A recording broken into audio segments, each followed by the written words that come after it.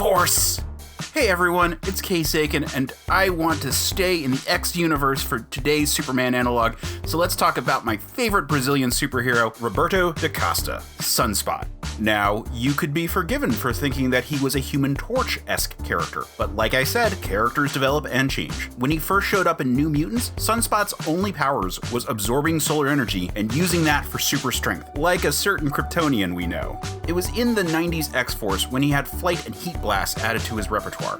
Sadly, those are the only parts that they put into his appearance in Days of Future Past, though I was really happy to get him. But what makes Sunspot unique is his character, so let's talk about that. Sunspot is a fucking billionaire Playboy philanthropist. He's also a dashing swashbuckler who better fit in Asgard than on Earth. One of my favorite stories was when he just bought AIM, like the terrorist group. He just won by being rich. And he's had some permutations over time. I should probably mention here, at one point the character Rainfire was supposed to be an evil future version of him.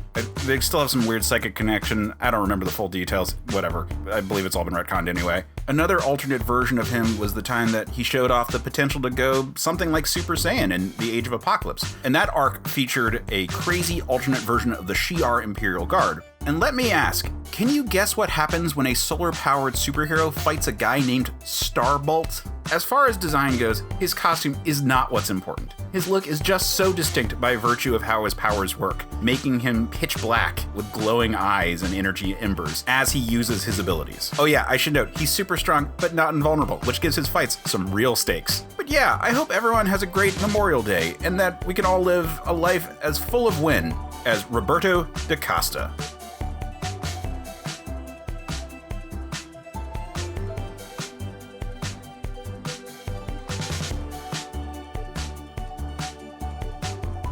This video series started off as an ongoing series of Twitter threads cataloging the various Superman analogs that came to my brain space meat thing.